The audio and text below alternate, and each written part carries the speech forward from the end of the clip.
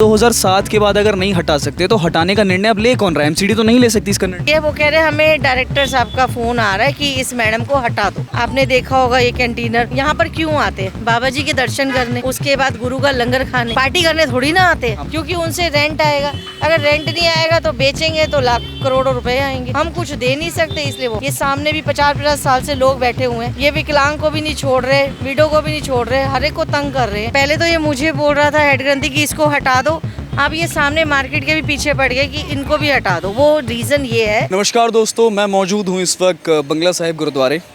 यहाँ पे हम पहले आए थे और बात चल के आई थी कि लोगों की दुकानें हटाई जा रही हैं और मेरे साथ मैंने इनकी बात पहले भी रखी थी और आज फिर आया हूँ उनकी बात रखने के लिए।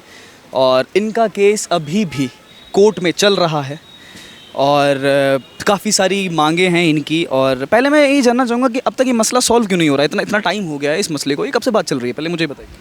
ये 1 साल हो गया, पिछले साल जुलाई में हटी थी, तो हमने अगस्त की स्टार्टिंग में कोर्ट में डाल दिया था। तो अभी एनडीएमसी कभी कुछ बोलती है कि इनके पेपर कंप्लीट नहीं है और बताती भी नहीं है क्या कंप्लीट नहीं है।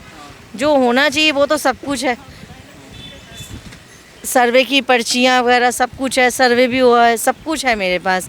मेरे कभी कहते डेथ केस है, मैंने वो डेथ सर्टिफिकेट भी जमा करवा रखा है। मैंने इनको बोला था मेरे नाम ट्रांसफ़र कर दो, इन्होंने वो भी नहीं किया। मैंने बहुत चीज़ें हैं जो इन्होंने मांगा मैंने सब दे रखा है इन्हें, जो सा भी कागज़ मांगा इन्होंने। लेकिन फिर भी अभी जब लास्ट टाइम आपने मुझे बताया था कि 2000 कितने 7 या 8 2007 में फार्म भरा था। 2007 में फार्म भरा था मेरे हस्बैंड ने, तो उन्होंने बोला था कि जो 2007 से बैठे हुए वो नहीं हटेंगे। अब पता नहीं क्यों हटा रहे हैं। सर्वे भी हुआ है मेरा, पूरी टीम। तो 2007 के बाद अगर नहीं हटा सकते तो हटाने का निर्णय अब ले कौन रहा है? एमसीडी तो नहीं ले सकती इसका निर्णय। एनडीएमसी निर्णय नहीं ले रही है। वो कह रहे हैं हमें डायरेक्टर साहब का फ़ोन आ रहा है कि इस मैडम को हटा दो। क्यों? क्योंकि अंदर से हेड ग्रंथी कंप्लेन करता है बार बार कि ये मैडम को हटा दो यहाँ। क्यों हटाने का क्यों मतलब? वो ये रीज़न है, एक तो इनका ये कैंटीनर खुला है, आपने देखा होगा ये कैंटीनर। और पहले तो ये मुझे बोल रहा था हेड ग्रंथी कि इसको हटा दो, अब ये सामने मार्केट के भी पीछे पड़ गए कि इनको भी हटा दो। वो रीज़न ये है कि मैंने पहले ही बताया था, वो अपनी मार्केट अपने लोगों को बिठाना चाहता है।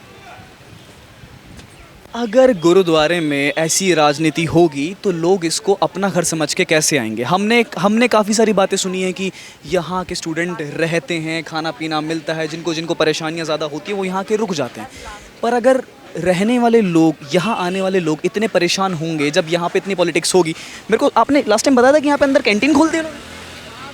अंदर कैंटीन खुले तो काफ़ी साल हो गए। मतलब गुरुद्वारे में कैंटीन खुली हुई है जहाँ पे लंगर पड़ता है फ्री में, वहाँ पे कैंटीन है। मतलब देखो लोग क्या आते यहाँ पर क्यों आते हैं? बाबा जी के दर्शन करने, उसके बाद गुरु का लंगर खाने, पार्टी करने थोड़ी ना आते हैं। पार्टी करने कौन आता है? सैंडविच पिज़्ज़ा चाहिए उन्हें, कोल्ड ड्रिंक चाहिए। और वो किसकी दुकान है? वो इनके जानकार की दुकान है किसी की? वो अंदर इन्हीं की दुकान है। अब ये नहीं पता ये किसकी है, लेकिन कैंटीन होने का तो मतलब ही नहीं है। फिर भी हम बोलते हैं जो भी है हमें उस चीज़ से मतलब नहीं है, कम से कम हमें तो तंग मत करो। हम तो कुछ नहीं कह रहे, आप 10 दुकानें खोलो, हम मार्केट वालों को कोई मतलब नहीं है, हमें तो मत हटाओ ना। आप अपने लोगों को बिठाने के लिए आप हमारी इतने सालों से जो बैठे हुए हैं, कोई 40 साल से, कोई 50 साल से बैठा हुआ है, ये सामने भी 50-50 साल से लोग बैठे हुए हैं। ये विकलांग को भी नहीं छोड़ रहे, विडो को भी नहीं छोड़ रहे, हर एक को तंग कर रहे हैं, सिर्फ अपनी मार्केट बनाने के लिए, क्योंकि उनसे रेंट आएगा। अगर रेंट नहीं आएगा तो बेचेंगे तो लाख करोड़ों रुपए आएंगे। हम कुछ दे नहीं सकते, इसलिए वो हमें हटा रहे हैं। और एनडीएमसी उनको ये देखना चाहिए कि जो पुराने बैठे हैं उनको कम से कम ना हटाए, उनके पेपर चेक करें, उन्हें तो ना हटाएं। मैं भी पुरानी बैठी हुई हूँ, मेरा सीओ भी रोक रखा है, मेरा सीओ भी नहीं दे रहे।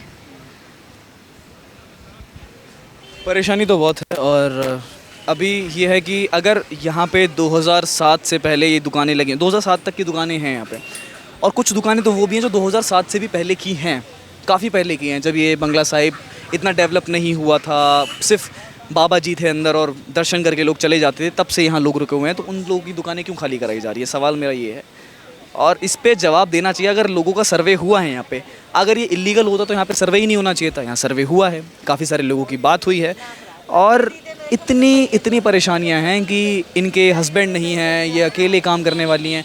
और आज संडे है, ये संडे को मौजूद हैं यहाँ पे, और ये संडे को इसलिए मौजूद हैं क्योंकि यहाँ पे म्यूनसिपलिटी कॉरपोरेशन दिल्ली में आती है, MCD municipality corporation of Delhi, और जो न्यू दिल्ली वाले एरिया में आती है NDMC new Delhi municipality of corporation. तो सवाल ये है कि क्यों इतना परेशान किया जा रहा है? अगर वाकई में इनका सर्वे हुआ है तो क्यों हटाया जा रहा है? और अभी ये लोग कोर्ट में उनका केस चल रहा है, केस फाइल करा हुआ है इन्होंने, देखते हैं क्या फ़ैसला आता है। उम्मीद करते हैं कि इंसाफ होना चाहिए, और हम बने हैं इन लोगों के साथ। बाकी मैं देवांश शर्मा, कैमरा पर्सन हर्ष गुप्ता के साथ, गुरुद्वारे दिल्ली।